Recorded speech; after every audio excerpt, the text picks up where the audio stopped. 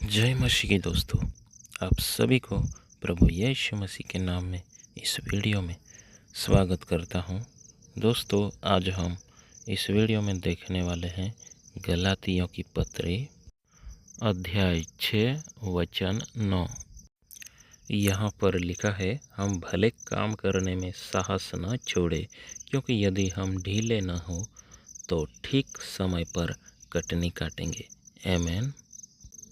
तो दोस्तों, यह वचन हमें जीवन के एक बहुत ही महत्वपूर्ण सिद्धांत के बारे में सिखाता है। हमें अच्छे काम करने में हिम्मत नहीं हारनी चाहिए, क्योंकि यदि हम थके नहीं तो सही समय पर हम उसकी फसल जरूर काटेंगे। आमीन। यह वचन हमें क्या सिखाता है, इसे विस्तार में समझते हैं। नंबर 1, अच्छे काम करने में साहस न छोड़े। पौलुस यहाँ हमें प्रोत्साहित कर रहे हैं कि भले काम करते रहना आसान नहीं है। कई बार हमें थकान, निराशा या विरोध का सामना करना पड़ता है। ऐसा लगता है कि हम जो अच्छा कर रहे हैं उसका कोई फल नहीं मिल रहा। यह वचन हमें ऐसी परिस्थितियों में धैर्य और साहस बनाए रखने के लिए कहता है। यह हमें याद दिलाता है कि भले काम करने का मतलब हमेशा तुरंत इनाम पाना नहीं है, बल्कि यह एक लंबी प्रक्रिया है। आमीन। दूसरी बात, बोना और काटना। यह वचन बोने और काटने के सिद्धांत पर आधारित है।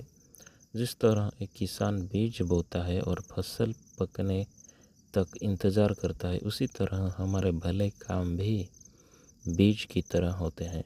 जब हम किसी की मदद करते हैं, दया दिखाते हैं या ईमानदारी से काम करते हैं, तो हम भविष्य के लिए बीज बो रहे हैं।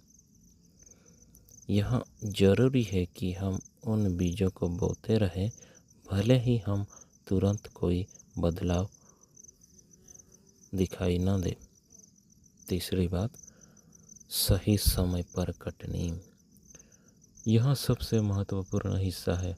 वचन कहता है, यदि हम ढीले न हो तो ठीक समय पर कटनी काटेंगे।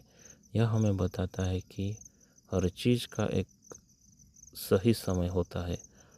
फसल तुरंत नहीं पकती, उसे बढ़ने और पकने में समय लगता है।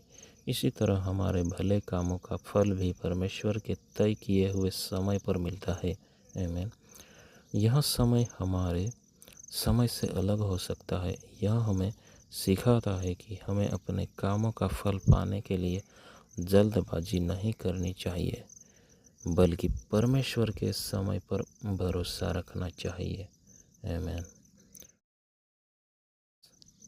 कुल मिलाकर इस वचन का सार यह है कि भलाई करना कभी भी व्यर्थ नहीं जाता।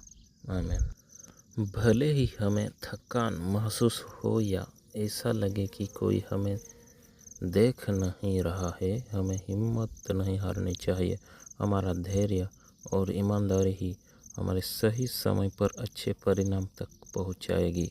यह वचन हमें एक स्थायी विश्वास और उम्मीद देता है, जो हमें लगातार भलाई करने के लिए प्रेरित करता है।